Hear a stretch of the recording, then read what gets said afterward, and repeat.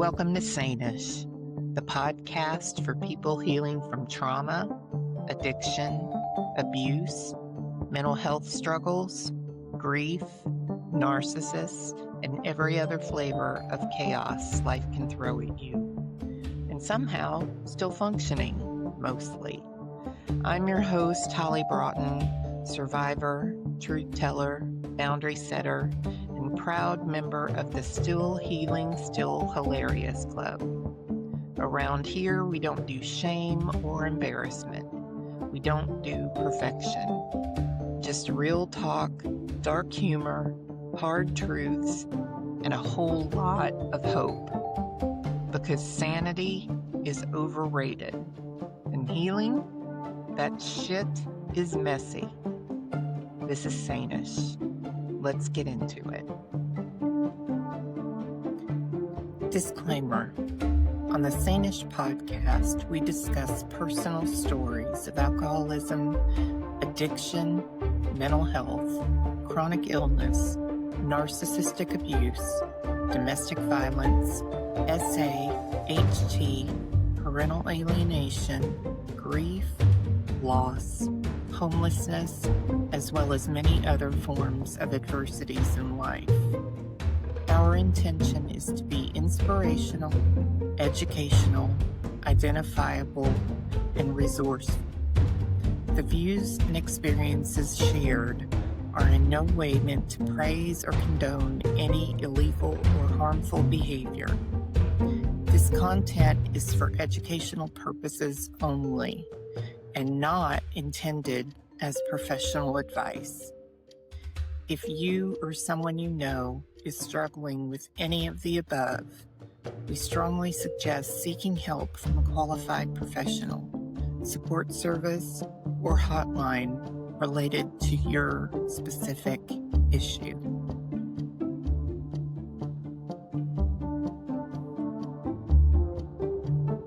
Hey everybody, welcome to another episode of Sane-ish, and today I have my friend Rael. She is a friend of mine who I have met through a parental alienation group, and I'm so glad to have her here because she is a badass. Let me tell you, I am so grateful to know her because she is, first of all, she's an awesome mom, but she is just an advocate for parental alienation and parents all over. And she's been like a bright support backbone for me in the community. And so I'm grateful she said yes to the podcast and came on.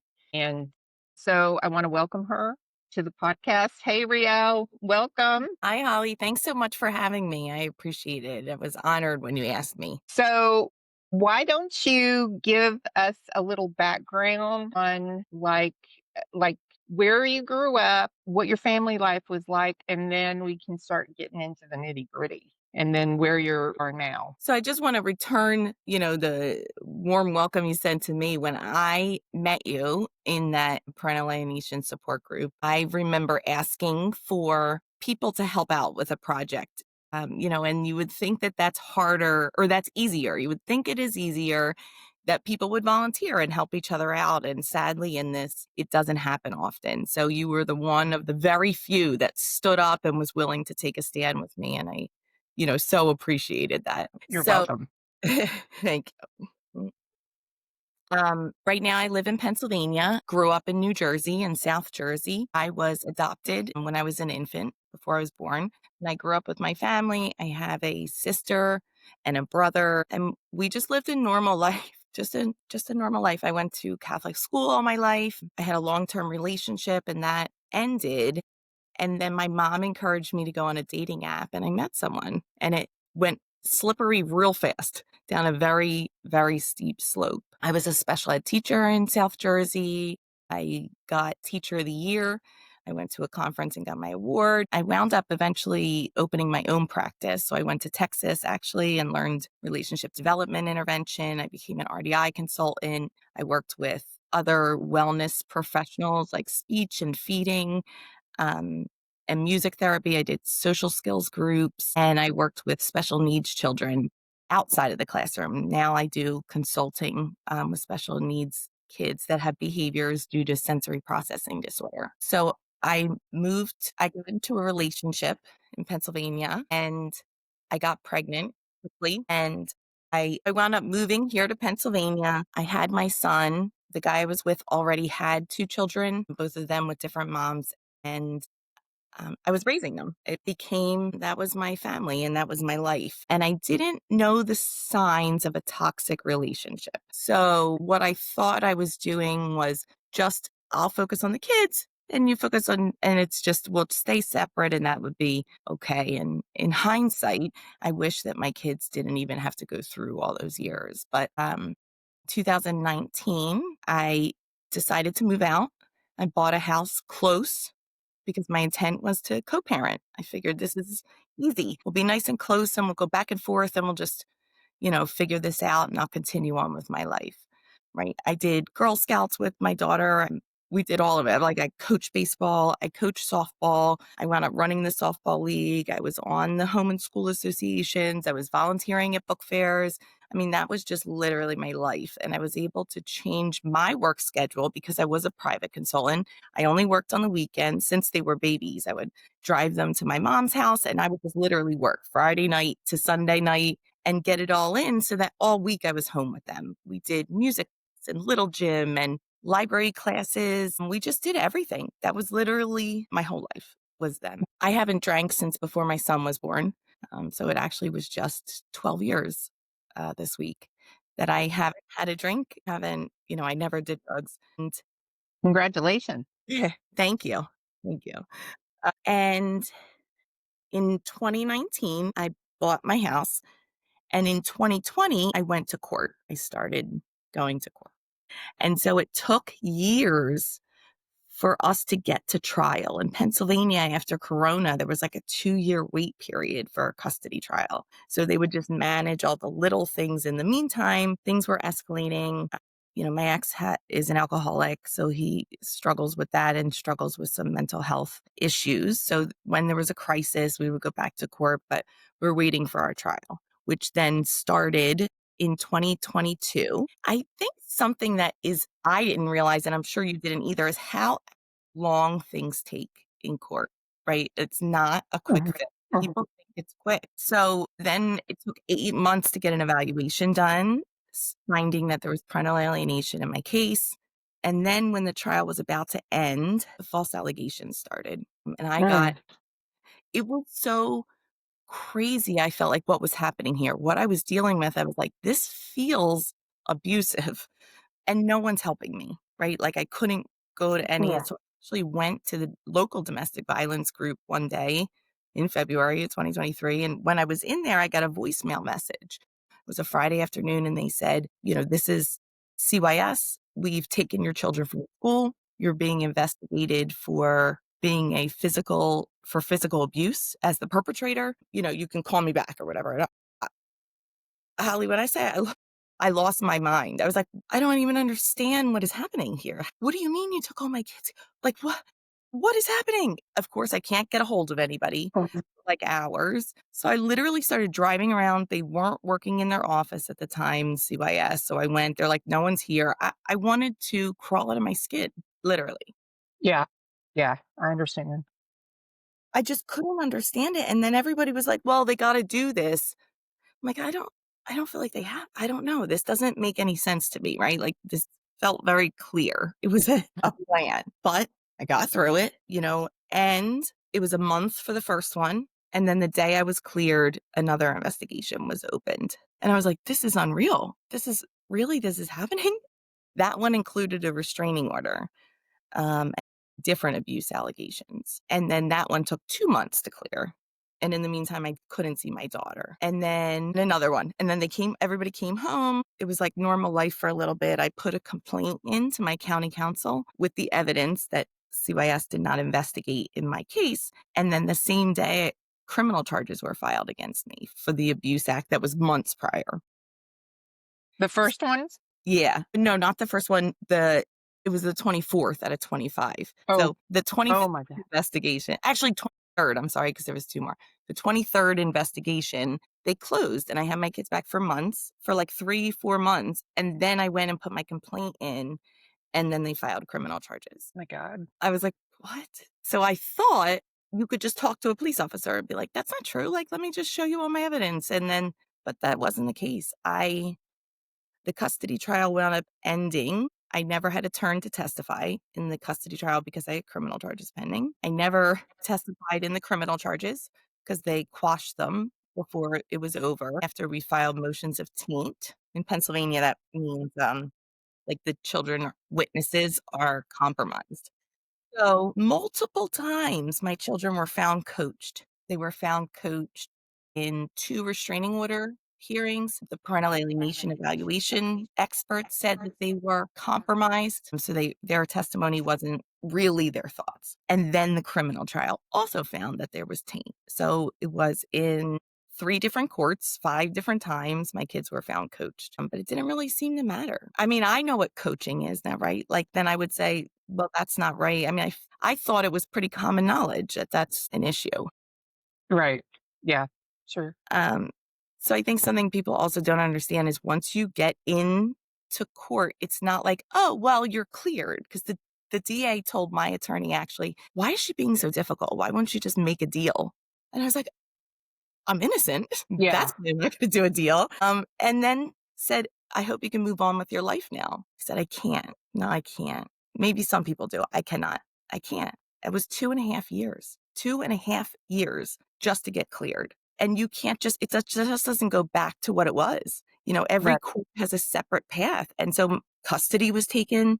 I mean, I was supervised for months. For someone to even say that is ridiculous, I think. Well, and especially when you know in your heart that you did not do anything. That is, and then they're expecting you to cop a deal where Right. it gets, you're like, no. And they promise that it'll end sooner. So a lot of people do it. And I can understand because you think, I just want this over. You don't Yeah. realize that that's on your record forever, Right. forever. And everything Right. else is affected anyways. Yeah. The amount of time and stress and money it takes to fight a false allegation is disgusting. And not Yeah. everybody. Right.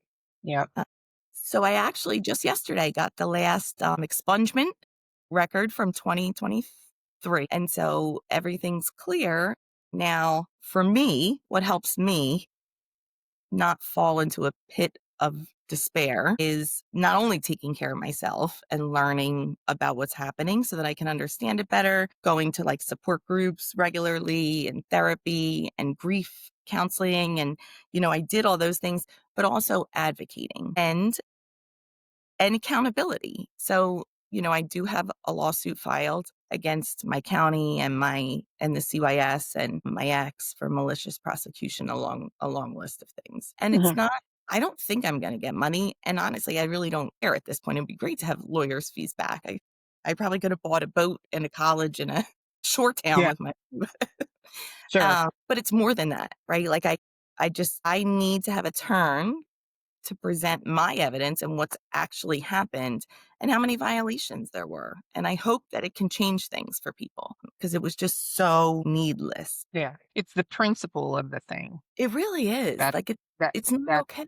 no, it's not okay. And Yeah, especially when you haven't done anything wrong. I mean, exactly. we're all parents and we're certainly not perfect, and I understand that. But the fact that, stuff like this happens is a it's just wrong, beyond wrong. And the fact that the legal system and CPS and all of these government agencies are involved like this is even makes it even worse. Absolutely. I mean, I know who is to blame here. I have no doubts. I actually have messages sent to my children saying, "We have to get CYS to nail her. It's the only way I'm going to get custody. You have to tell CYS this." Literally, it's in writing. We have them, right? So I know who's behind this, and I blame him Mhm. 100%. But I also blame all of the systems that let this happen and then made it worse by just being ignorant or biased. Mhm. They are impacting and even making worse this abuse 100%. And I can't understand why the research isn't understood, right? Like, we know how much research there is. It is very clear.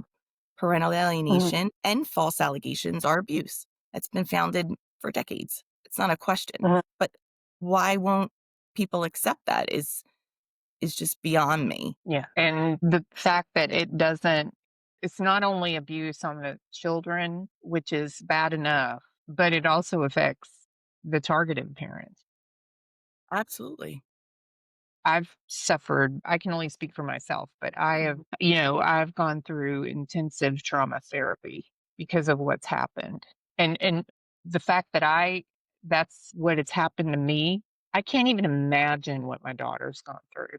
So it's crazy. Yeah. It's It's almost too crazy. painful, right, to think about it that way. And I guess I try to turn it into motivation of like why I can't stop. I can't just be like, okay, that's for me. That's my own choice. I know what's happening. And so I need to keep doing everything that I can to protect my kids like I always did, even if there's uneducated systems that don't want me to do that or don't understand why I'm doing it.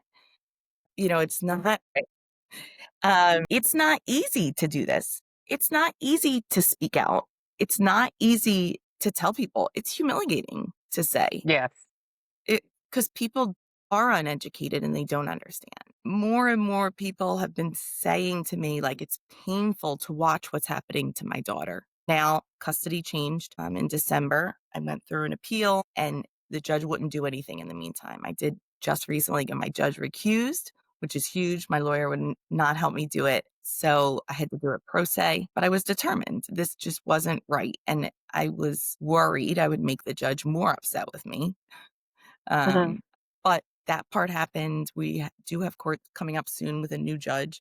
I don't know what's going to happen, but more and more people are like, it's just horrible to watch what's happening to her, which is Yeah. also aggravating, right? Yeah. Well, that should tell you something if your lawyer wouldn't help you recuse the judge.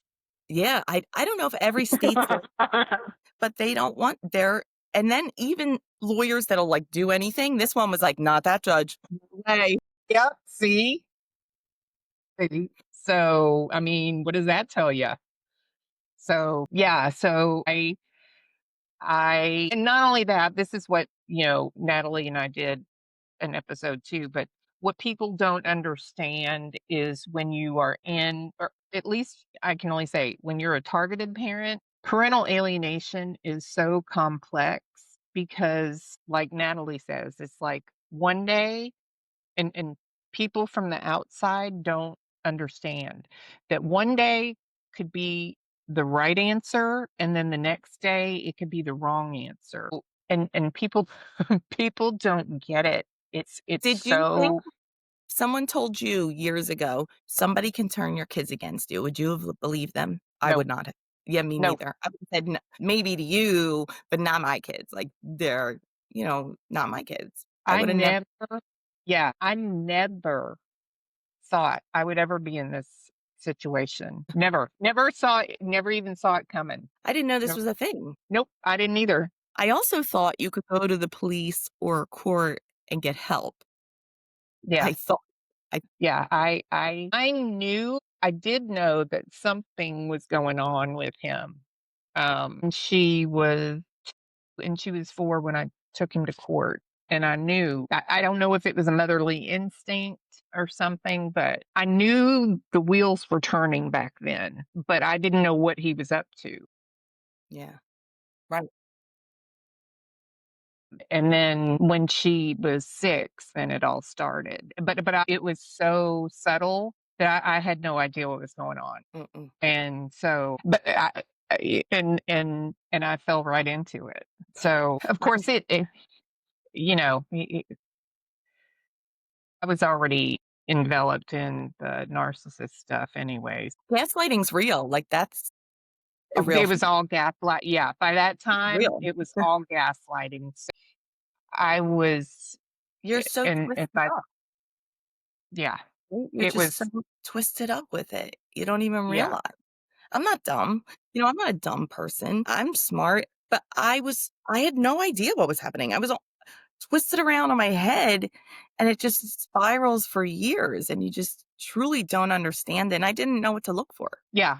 I was so, see, I was so focused on my daughter Right. and taking care of my daughter Yeah. that I didn't realize that they were literally trying to take me down.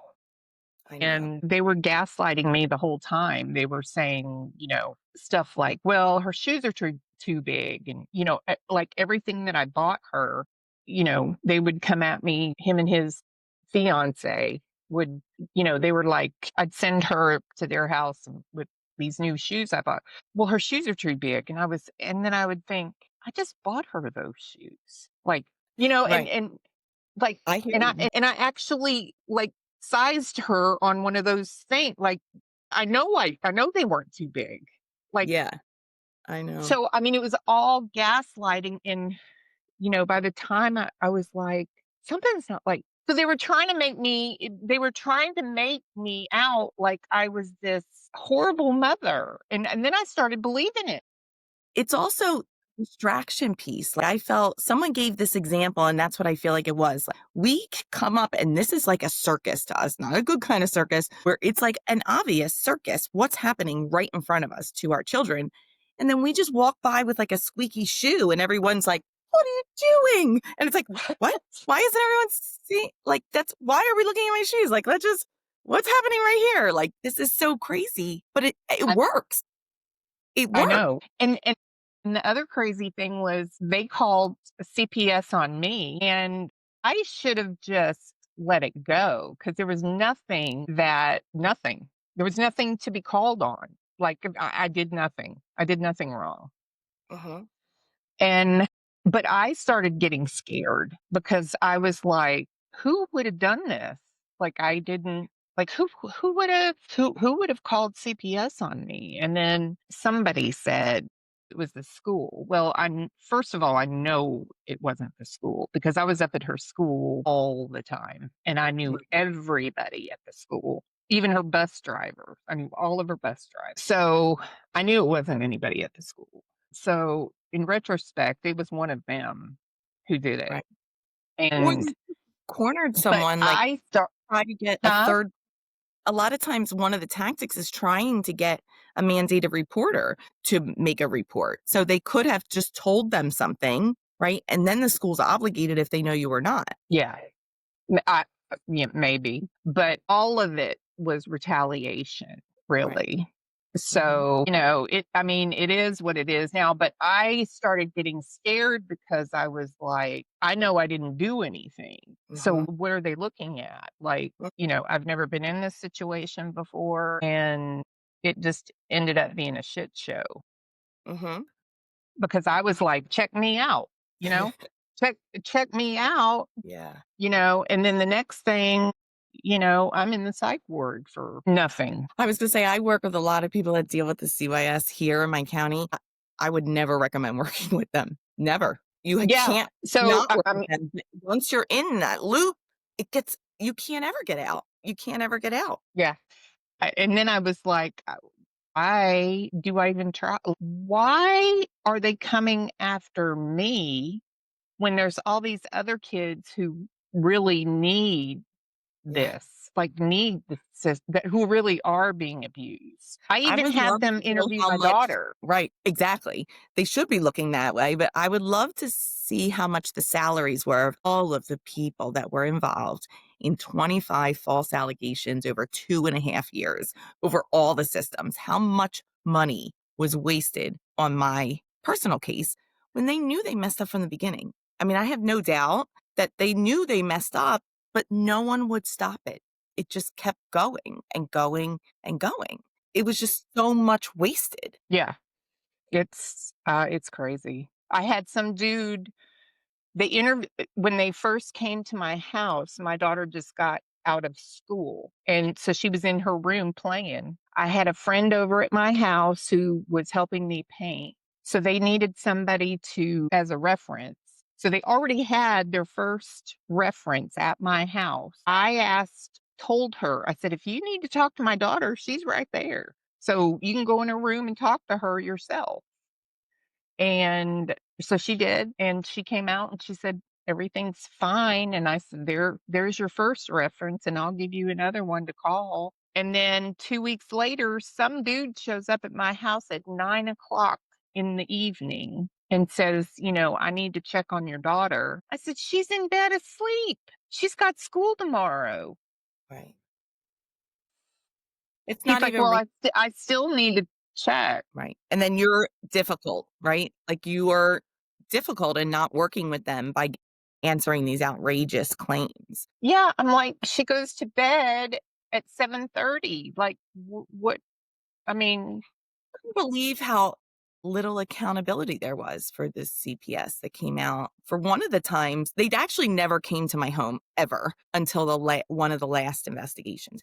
Never came to my home, all those investigations. And one of the times they came, the police were trying to tell them, like, wait a minute, no, that we were actually here last night, nothing happened. And then they were like, nope, we're taking the kids. And the police is like, there's nothing I can do. And so in hindsight, now I know the policy. Now I know there is absolutely some things you should do, but I never went to court. I never had a judge determined to take my kids away. The CPS just told them they don't have the right to do that. And I wow. didn't at the time, right? Like I didn't know how to fix it. I didn't know clearly during the time what to do because you're just so stunned too while it's happening. You can't think to get it clear. Right. That's Yeah. why we do those false allegation workshops. We're actually having one tonight. I still do them with Ulysses Slaughter, who's in my county, who was falsely accused, evicted from his home, and his video went viral and he just settled his lawsuit. But we do false allegation workshops. And our goal is to help not only bring awareness, but to tell people like, reach out. This is devastating. And it is meant to totally destabilize you, but reach out to someone that's been there and, we're offering those services to say, hey, this is what you do right away, because you Yeah. have to get your stuff together real fast when you're falsely accused. Yeah. Yeah. It's wrong. It's Yeah, wrong. absolutely. And it's, It is. I mean, especially when you didn't do anything, it's traumatic. Yeah. Your whole life is It can be, especially if you have a job like yours, working with children, it can be, if somebody catches wind of that, it can be even more traumatic. I mean, I couldn't work with a child abuse syndication, Yeah. so you can't. Even if it's a mistake, even if they're not allowed to put like I'm a teacher in Pennsylvania, it's unconstitutional to put teachers on the child abuse registry without a hearing. They did it anyways, and then it's there. And then you just can't work and you can't volunteer and you can't go to the school and it just immediately isolates you and it isolates you for years. Mhm. We just Yeah, did that's it wrong. with PACS. There was a forensic interviewer from South Africa who did research on the effects of judicial decision making in false sexual abuse allegation custody cases that have to do with alienation. And she described it differently than I have heard before is that for kids, even it takes their voice away, actually, because they're then interviewed over and over and over. So a kid comes in and then they sit down and the interviewer says, what happened? Tell me what happened. And they're like, horrible abuse, whatever. Okay. You write it down. You're like, thanks, bye. And as a kid, you start to think like, wait, what? Like, does anybody care? Right. So even Mm. if it's false on purpose or false, not like either way, taking a kid and putting them in that situation, it devalues their voice and it traumatizes them. Hmm.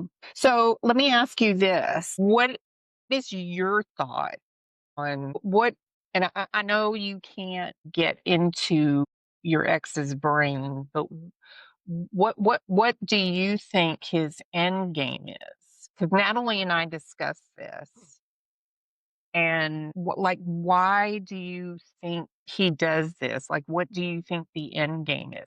Do you think he's just trying to hurt you, or do you think that it's just a game to him? No, I think that, and he's told me, I mean, I have so many messages of him explicitly, you've seen some of them. I mean, you can Yeah. clearly see when he talks to me. He has said, I'm going to destroy you.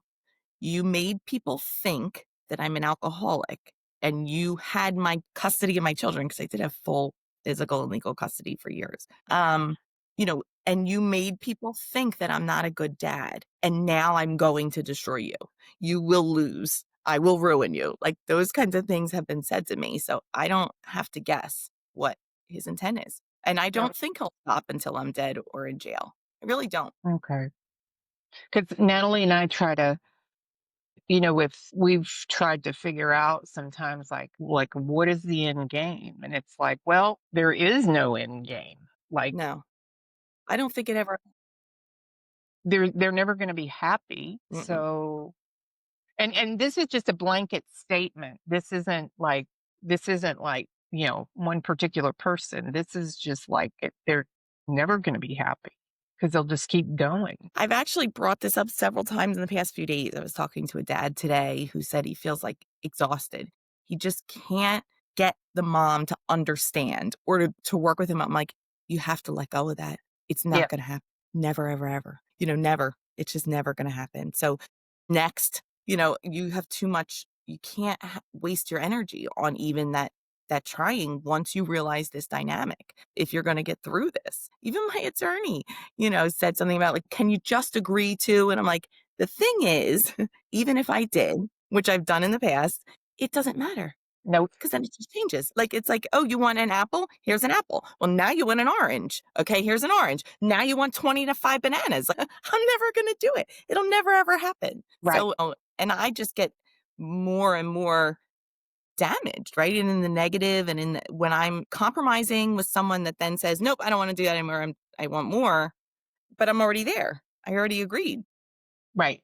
And it's that's the thing is, and I just had a recent encounter, and he was saying, I don't his recent email was, I'm not trying to control, and you owe me. Those were two key words in the email. I'm Mm-mm. not trying to control, and you owe Mhm. me. And I thought those probably weren't really good words to use coming to me, but okay. And but it showed. It was still about control. And I thought, nope, I'm not playing this game with you anymore. I'll wait. I will. This is really going to be up to my daughter. She's going to have to find her truth, because I'm not playing this game with you, Right. and risking more of her mental health by you doing this back and forth with her, by allowing me, not allowing me, allowing Right. me, not allowing me. I'm not doing that. And making it appear like it's me doing it. Yeah. Nope, You mentioned not that doing it. before, is it playing games? That is a game that they play, and I believe me, I've gone through games like that. And so they do play games, but I don't think it's, just sport. I think this is like a horrific, horrific, obsessive revenge rage is the purpose, but they play Yeah. games to do it, and they don't, because it doesn't matter. It's like I could, just using my water bottle is the same thing as using my daughter to him. So Yeah. it I doesn't I matter. I just, I pray for my daughter every morning and every night, and, hope that she finds her truth in all of it. And And because I've how just had horrible that that's put on them, because it took me 9 years to leave, and I was a grown-up, and it was totally draining. Yes, yes, it is. It's taken me a long time to process all of this, and I'm still processing it, to be honest with you. I'm Of still course. processing it because it's very difficult for me to even accept the fact that she's there, because for a long time, I didn't even know if she was still alive, because I don't even know where she's at. I know the vicinity of where she's at, but I don't know specifically where she's at. So for a while, I didn't even know if she was alive. And Right. I didn't know if she knew if I was alive. So, but it's taken me a long time to process the fact that, or accept the fact that this is what's happened. This is what is. Yeah, and you can't do anything about it. I can't do anything I about it. can't I I can't do anything about it. I am not gonna go back to court, because even if I did go back to court, He will manipulate, he will twist it because Right. he's already done it, and his family's just going to join in. Yeah. So, I'll tell you, Holly, the one of the biggest things that I don't know if I'll ever actually like heal from or process fully is that I couldn't protect my kids. And well, that too. I grew up thinking my mom could save me from anything. Like I had no doubt over that. And I can't tell my kids that someone won't take them because that's not true. It's happened repeatedly when it wasn't supposed to, Right. repeatedly. Just actually, it was like maybe 2 weeks ago, my son was walking up from the bus, and there was a car in my driveway that did look like a police car. It was not. He dropped. I mean, he literally was like, no. I was like, it's not CPS. You know what I mean? But like, that was from years ago, and that will always be his foundation that he Yeah. doesn't know when someone's Yeah. gonna take him or Yeah. And I always think, how my daughter, I don't know what my daughter thinks, but I always think, how my daughter must feel like one day she has her mother and then the next day she's gone. Like her mom's gone. Like, how do you explain that to a kid? Like one day your that's mom's why they here. cut off, right? That's why they totally cut off and become almost disassociated, that they can't manage that. Like, I mean, I'm like, how was that explained to her? I mean, it had to be a lie. Yeah, I'm sure it wasn't. Well, like, when you think back to your relationship, did you not get isolated as well in the relationship slowly? Friends, family? Well, it our relationship was very tumultuous, and we only lived together. He moved in when I was 8 months pregnant, Mhm. and I when she was 9 months old, I told him he had to go because I couldn't raise her and him. I told him I didn't know if I could even raise one infant, not to mention two. So for you found out pretty quick. But still, it was still difficult even after that because I was still under that head game thing. Yeah. Right. Uh, But it isolated you, right? I mean, I think yeah, that that's because people yeah, don't wanna deal with it. It's become so messy and exhausting and, such a mess that you wind up getting isolated in it too. yes. And he was very manipulative. And so, and Hindsight, right? we went to court several times, but we had joint custody, and I tried very hard to keep things as normal as I possibly could for my daughter, for In our an daughter, abnormal situation. to try to, because I had her during the week and he had her every weekend, not every other weekend like most dads. So, and she never had any issues. Like she was a good kid, good, solid kid, but On the now, surface, right? She was still getting good grades and acting normally, and yeah, people she was very assume that she's active. fine. Very Right. active, very intelligent, very inquisitive, very observant, and, and I still think she is, honestly. I just think she's very isolated. Now, when I say isolated, I do think that she's out and about. She's isolated within his family. That's what I mean. But Yeah. if she goes outside of that, then you can tell Yeah. that there's something going on. You know what I Mhm. mean? Yes, So, absolutely. so eh, I don't know. I just have to let it all go because I can't control it. Well, you're not letting it go, you're doing things like this, right? And that's Well, what's yeah, I have to heal. I have to, and it's not, I have to take care of myself yes. in this, in otherwise I'll go crazy. And I'm Yeah, not I'm not doing that. He doesn't have control over me anymore. He's not going to, yeah. and that's done and over with. It's not happening anymore.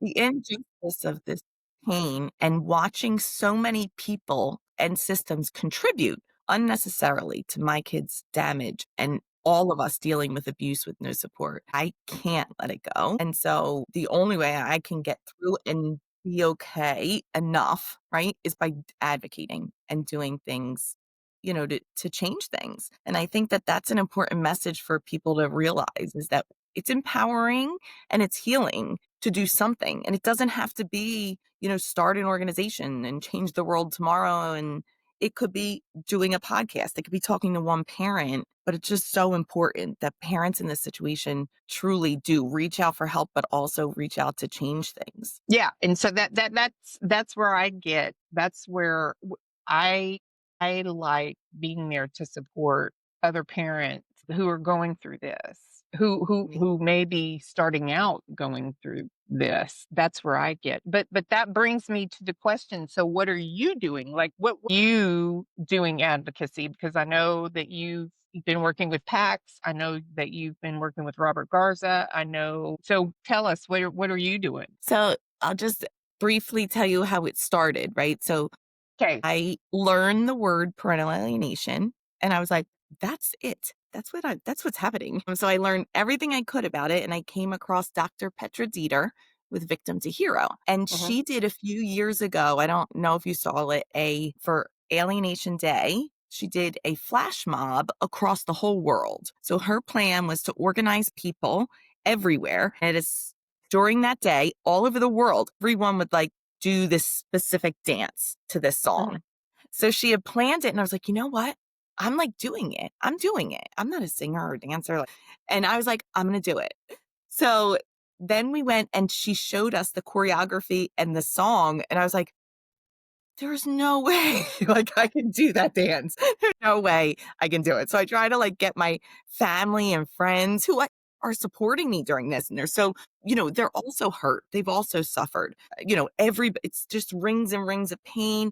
And you would think they would be like, let's, do it. I could not get one person to come and do this dance. So I wound up recruiting students at dance schools. And I was like, hey, it's just really please, I can give you I don't know, $20. It's not a big deal, but will you? And I had people show up. So we did it on the art steps. And then everybody videoed it and sent it in to Dr. Dieter.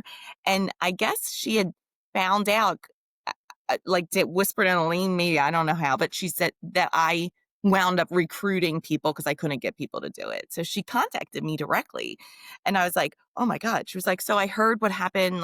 Thank you for making sure that happened. Even if you couldn't do it, I'm glad you did. Do you want to sit on a legislative meeting?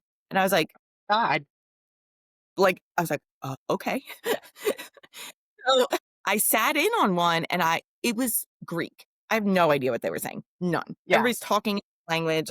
And then she was like, Rael, do you want to go through the finance charges and find the organizations that look suspicious? And I was like, okay. I looked at that a daze. I was like, I don't know what the heck this is, but I just kept at it. Right. And I wound up finding, interestingly, some groups that had the same address, whatever.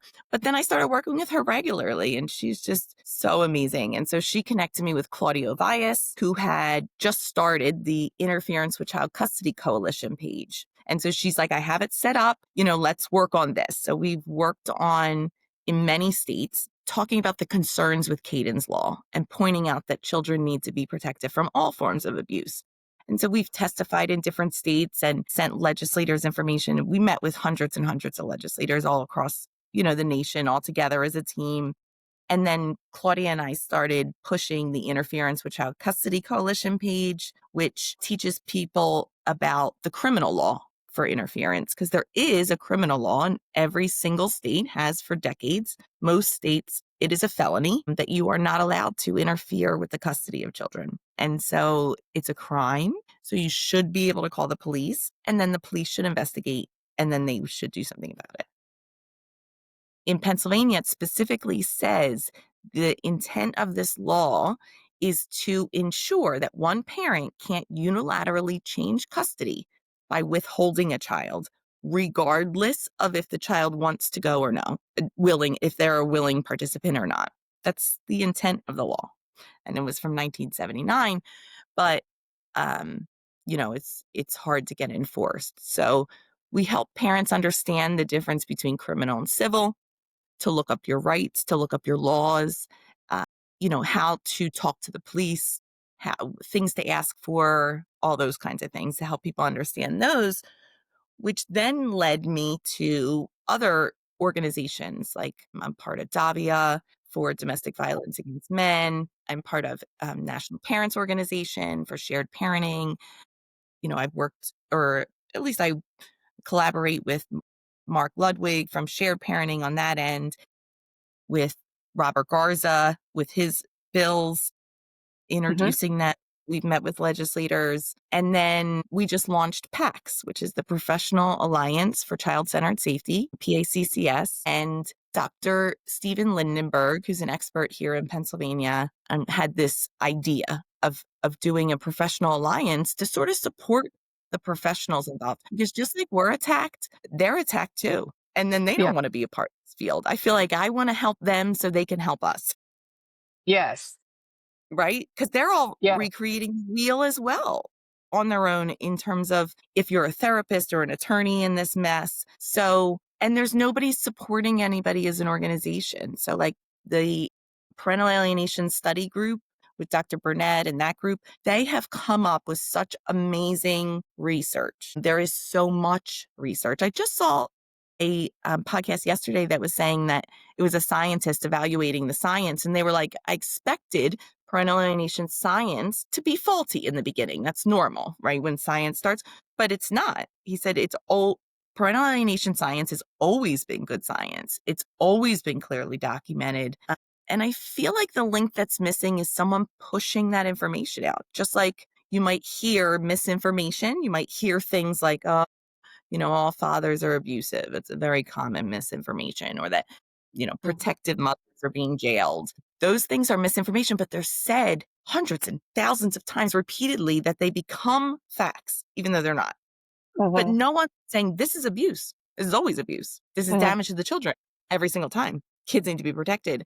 So the Professional Alliance for Child-Centered Safety is like a membership organization. You can sign up to be a member, and they offer things like parent connection forums. Right now they're doing also a book club. They do a monthly book club for Bridges of Hope, because the new one is coming out from Star Network, and Kids Need Both, where I wrote a chapter in it. So that'll be launched on Friday for the second version. But we offer professional resources. We have a research library about child's emotional and psychological well-being. We have a forum for posts and questions and trainings. And so we've had a speaker every month, I'm sorry. And we have committees right now that are working on curriculum and training and policy and education and public outreach. And so the goal is to really get it to be common knowledge of all this research, that we can protect our kids in decisions and make them child-centered. And was that like the speaker that you have every month? Was that like the speaker, which was Sean this past? Was Sean the speaker He this was. past month? Okay. Okay. And that Yeah. he I was, don't know if you're familiar with him, if you knew him separately from that, but like when I listen to people like that, it's just like blows me away, like how much they know oh and how yeah. confident they are, right? Like it's just so Yeah. clear for them. Well, when I heard him speak, and for those of you who don't know what I'm talking about, you want to share his name because I forgot his last name. Sean Weigel. Yeah, he's He a owns psychlaw.net, right? From yes. Demos Lorenz. Anyway, when he started speaking, like my shoulders are usually like this, but when he started speaking, I was like, oh my God, there's somebody. Everybody's got to hear him. Be like, it just, that's clear and right and true and backed up. So like, can you just tell everybody? I know. I was like, oh my God, there's actually somebody who like believes me. Right. Yes. Yeah. It was, you didn't have to Yes. defend it, right? Like you got it. He got it. He was like, this is abuse. It was like, yeah, yes. And this is why it's Yeah. abuse. Bam, bam, bam. Like he knew it all. So Yes. So yeah, I was very impressed. Even though I came yeah, in late, I was very impressed.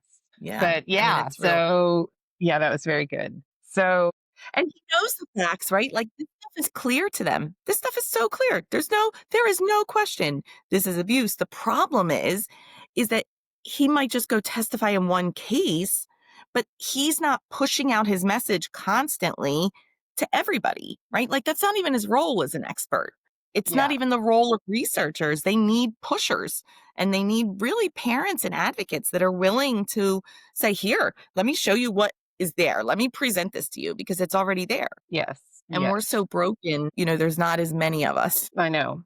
And I want to also point out the fact that just because it's you and I and we're both women, this does not happen to just mothers. This also happens to fathers as well. We see plenty of fathers that this happens to too. So mothers do this to The fathers. studies now say it's like 50%, at least of the ones that I was reading recently, that it's about 50% and 50%. It was like 51 and 49%, but it goes back and forth. It doesn't matter what you are, a man or No, a woman. no. And it also happens to grandparents. Yeah. Grandparents are also alienated. And Um, siblings and nieces and nephews and Siblings, cousins. nieces and nephews. My niece and nephew have not seen my daughter since she was 2, and my daughter's 14. So actually, that's And they don't huh? understand either. My niece has said to me, like, where is she? Like, where are your kids? Like, they just can't understand what happened to them. Yeah. My brother, my sister, my sister-in-law, my niece and nephew haven't seen my daughter since she was 2. So, and then my mother has talked to her like randomly, like here and there, not consistently, but randomly. Then she saw her one time in the last, like face to face, Mm, in the last year. So, I mean, it, so grandparents are alienated too, they definitely uh, are. and the rest of the family. It's, and it's crazy. I have a really hard time wrapping my head around it. I just don't understand it. I can't because And that the I never did outcome that to his I never did that to his family. Like I wanted her to have a relationship with her cousins and aunts and uncles and all that kind of stuff. And I cannot wrap my head around it. yeah. I don't understand it. We know what happens with these kinds of kids, right? Kids that are alienated have increased anxiety, increased depression, increased suicidal ideation. They have increased substance abuse issues. And forever in their life, they are questioning trust and relationships and who can they believe and doubting themselves. And a lot of them guilt with what they've done if they find out, what has happened to one parent. So these kids are going to have damage. It's going to be a little bit like depression for the rest of their life and not having stable relationships, or it's going to be like suicide and substance abuse, which is like Mm, severe. We know that's what happens. There's no getting out of it. There's no other way. It's something that people need to protect them from, even if they mhm. don't want it. Just like if a kid said, I don't mind if he punches me in my face every day. It's fine. No one would be like, oh, Yeah. Yeah. It's I don't know. I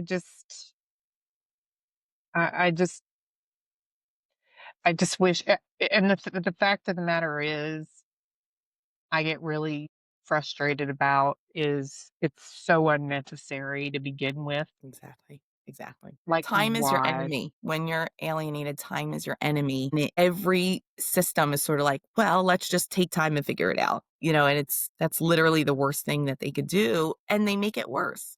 So Right. we really need to educate people and we need to do things like this where you're telling your story. Like I'm not some kind of like abusive, druggy loser mom, like that just some deadbeat. Like it was my life. Like that's all I did was things Yeah. with and for kids.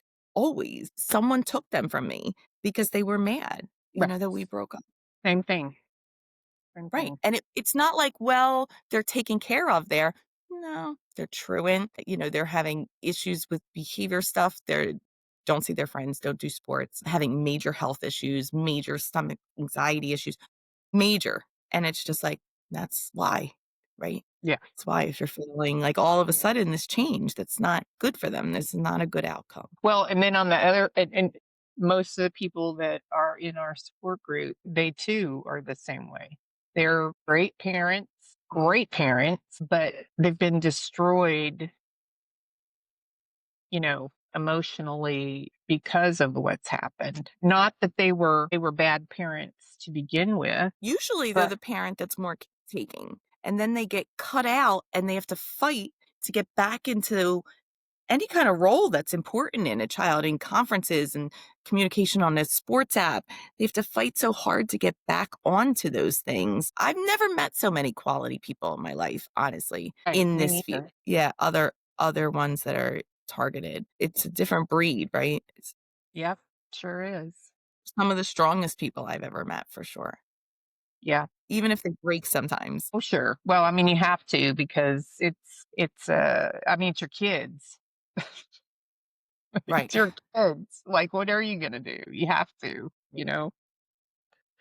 So, well, anyway, Rael, I really appreciate you sharing your story um and showing how, first of all, strong you are. And I'm so grateful you got all of your stuff expunged. I know that it was all for naught because it shouldn't have happened in the first place. But I'm Exactly. glad you did get it expunged off of your Funny record. how big how big the accusation is and how big it is at first that, like, police are coming and, like, going to court, and then they're just like, "Okay, my bad, we'll just erase it.